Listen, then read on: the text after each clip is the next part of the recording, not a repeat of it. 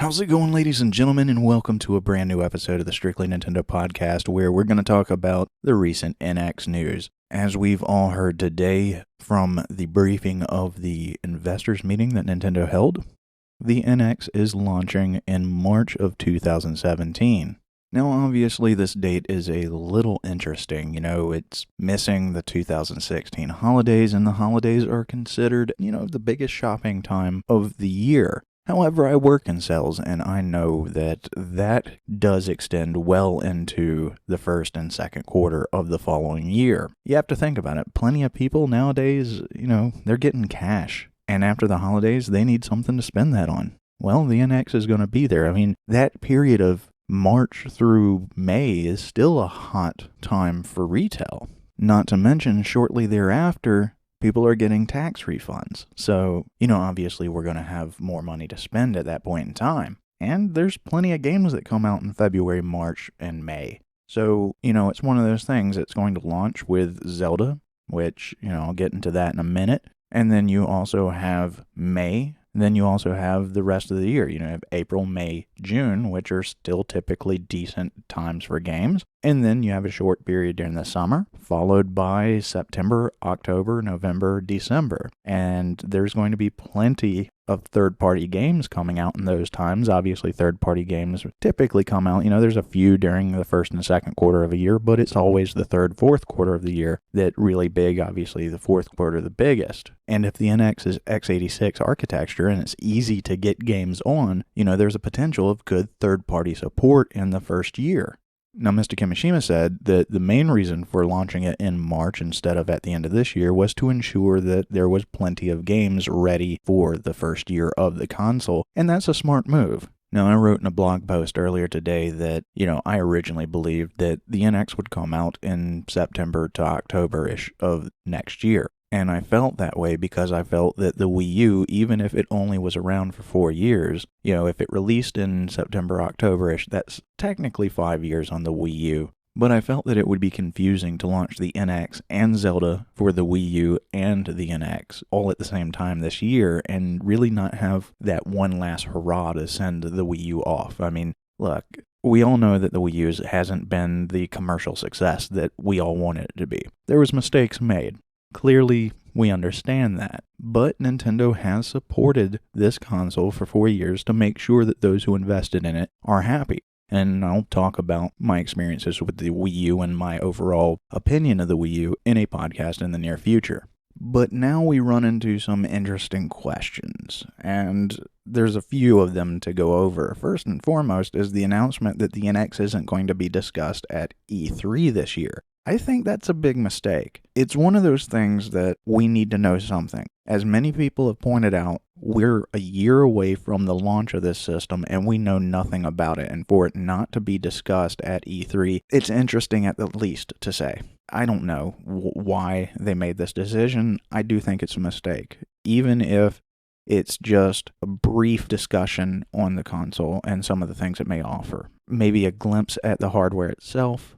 And even some gameplay footage. I mean, this whole E3, they've talked about they're going to focus on the new Legend of Zelda. Well, it's launching in March now instead of December like we all wanted, or November like we all expected it to. And it's launching side by side with the NX and on the Wii U. I mean, if you want to show off the power or the function of the NX, wouldn't it be nice to show a comparison? Clearly, you'd want the new hardware to sell better.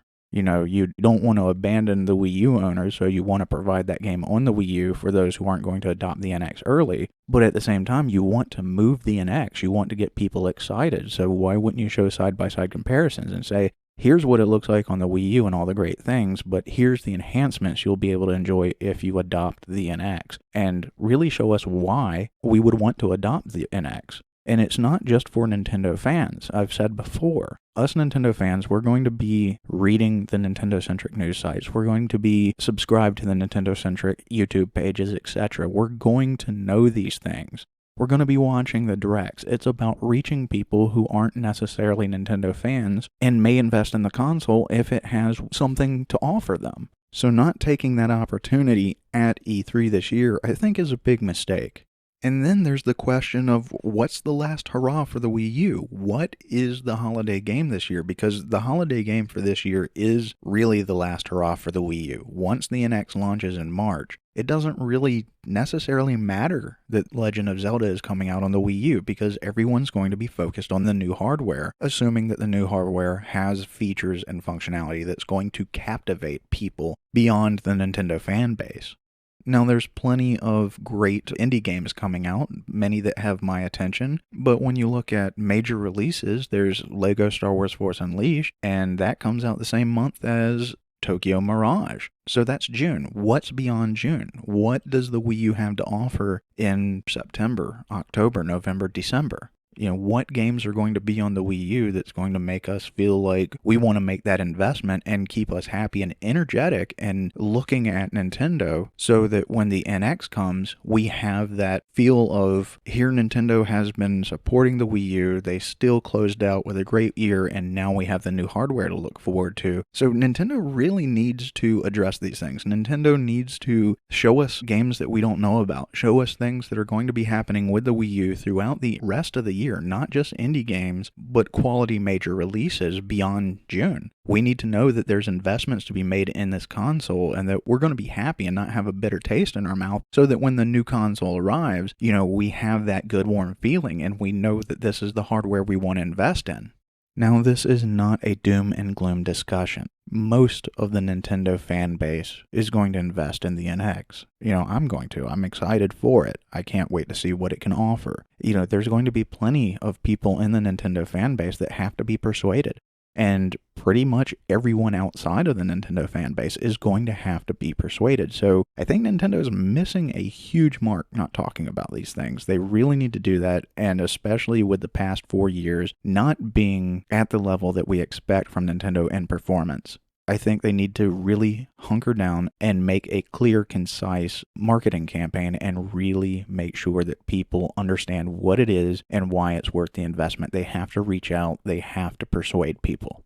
If Nintendo does that, if they reach out and they let everyone know about the NX, I think that they're going to be at a better start. I hope that there's enough voices on the internet that reach back to Nintendo and they reevaluate it and they decide to actually discuss, even if in a small part, discuss the NX at E3 and at least say, here's some basic information about it just to, wet your whistle, so to speak, and you'll learn more details in a future direct. And then promote that direct and make sure it's out there on YouTube and on social media and it's reaching everybody. They really have to reach out. And I think that if they do that and the NX has the features that are going to captivate people, I don't see any problem with releasing in March.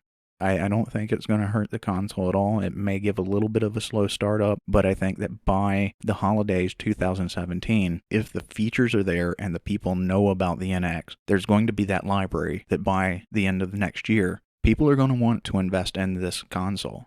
So I think that, it can be successful. It's just a matter if Nintendo plays their cards right, and that's something that they really need to do. So there's things that they need to address, but I don't think that the March release is going to hurt the NX at all. I think that it's still a good time to release in, but I think that what they're doing for Wii U owners for the rest of the year needs to be addressed, and they really need to focus on captivating and reaching out to those who are outside the Nintendo fan base to ensure that the NX will be a success.